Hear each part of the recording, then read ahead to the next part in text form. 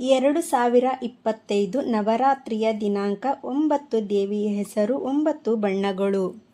ದಿನಾಂಕ 22. ದೇವಿಯ ಹೆಸರು ಶೈಲಪುತ್ರಿ, ಬಣ್ಣ ಬಿಳಿ. ದಿನಾಂಕ 23. ದೇವಿಯ ಹೆಸರು ಬ್ರಹ್ಮಚಾರಿಣಿ, ಬಣ್ಣ ಕೆಂಪು.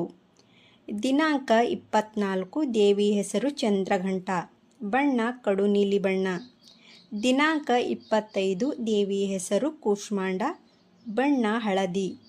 ದಿನಾಂಕ 26. ದೇವಿಯ ಹೆಸರು ಸ್ಕಂದಮಾತಾ, ಬಣ್ಣ ಹಸಿರು. ದಿನಾಂಕ 27. ದೇವಿಯ ಹೆಸರು ಕಾತ್ಯಾಯಿನಿ, ಬಣ್ಣ ಬೂದು ಬಣ್ಣ.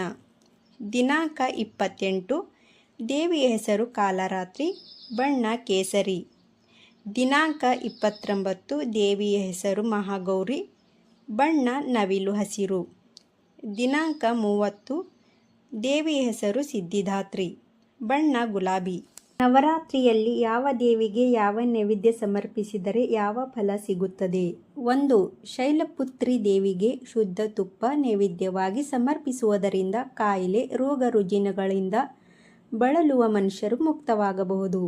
2. ಬ್ರಹ್ಮಚಾರಿಣಿ ದೇವಿಗೆ ಮುಖ್ಯವಾಗಿ ಆಕೆಯ ಭಕ್ತರು ಸಕ್ಕರೆಯಿಂದ ಪೂಜಿಸಿದರೆ ಆಯಸ್ಸು ವೃದ್ಧಿಯಾಗುತ್ತದೆ. 3. ಚಂದ್ರಘಂಟಾ ದೇವಿಗೆ ಹಾಲು ಮತ್ತು ಹಾಲಿನ ಉತ್ಪನ್ನಗಳು ಸಮರ್ಪಿಸಬೇಕು, ಅಥವಾ ಸಾಧ್ಯವಾದರೆ ಬ್ರಾಹ್ಮಣರಿಗೆ ಹಾಲು ಮತ್ತು ಹಾಲಿನ ಉತ್ಪನ್ನಗಳು ದಾನ ಮಾಡಿದರೆ ಸುಖ ಪ್ರಾಪ್ತಿಯಾಗುತ್ತದೆ. 4. ಕೂಷ್ಮಾಂಡ ದೇವಿಗೆ ಮಾಲ್ಪೋವ ಅರ್ಪಿಸಬೇಕು, ಮಾಲ್ಪೋವ ಅರ್ಪಿಸುವುದರಿಂದ ಬುದ್ಧಿ ವೃದ್ಧಿಯಾಗುತ್ತದೆ. 5. ಸ್ಕಂದಮಾತಾ ದೇವಿಗೆ ಬಾಳೆಹಣ್ಣಿನಿಂದ ಮಾಡಿದ ನೈವೇದ್ಯ ಸಮರ್ಪಿಸುವುದರಿಂದ ಆರೋಗ್ಯ ವೃದ್ಧಿಯಾಗುತ್ತದೆ. 6. ಕಾತ್ಯಾಯಿನಿ ದೇವಿಗೆ ಜೇನುತುಪ್ಪದಿಂದ ಮಾಡಿದ ಸಿಹಿಯಾದ ಪಂಚಾಮೃತ ಅರ್ಪಿಸಿದರೆ ಮನೆಯಲ್ಲಿ ಸುಖ, ಶಾಂತಿ, ನೆಮ್ಮದಿ, ಸಮೃದ್ಧಿ ನೆಲೆಸುತ್ತದೆ. 7. ಕಾಲರಾತ್ರಿ ದೇವಿಗೆ ಬೆಲ್ಲ ಮತ್ತು ಒಣ ಹಣ್ಣುಗಳು ಸಮರ್ಪಿಸಿದರೆ ಸಾಕು, ದುಃಖಗಳು ನಮ್ಮಿಂದ ದೂರವಾಗುತ್ತದೆ, ದುರ್ಗತಿಯನ್ನು ನಾಶ ಮಾಡುತ್ತಾಳೆ. 8. ಮಹಾಗೌರಿ ದೇವಿಗೆ ತೆಂಗಿನಕಾಯಿ ಸಮರ್ಪಿಸಿದರೆ ಸಾಕು, ಕುಟುಂಬದಲ್ಲಿ ಸಂತಾನ ಭಾಗ್ಯ ಮತ್ತು ಸಮೃದ್ಧಿ ನೆಲೆಸುತ್ತದೆ.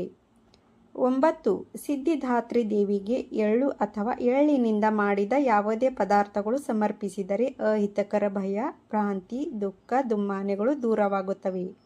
ಸ್ನೇಹಿತರೆ, ಈ ಮಾಹಿತಿ ನಿಮಗೆ ಇಷ್ಟವಾದರೆ ದಯವಿಟ್ಟು ಸಬ್ಸ್ಕ್ರೈಬ್ ಮಾಡಿ ಹಾಗೂ ಲೈಕ್, ಶೇರ್, ಕಮೆಂಟ್ ಸಹ ಮಾಡಿ. ವಿಡಿಯೋ ನೋಡಿದ್ದಕ್ಕಾಗಿ ಎಲ್ಲರಿಗೂ ಧನ್ಯವಾದಗಳು.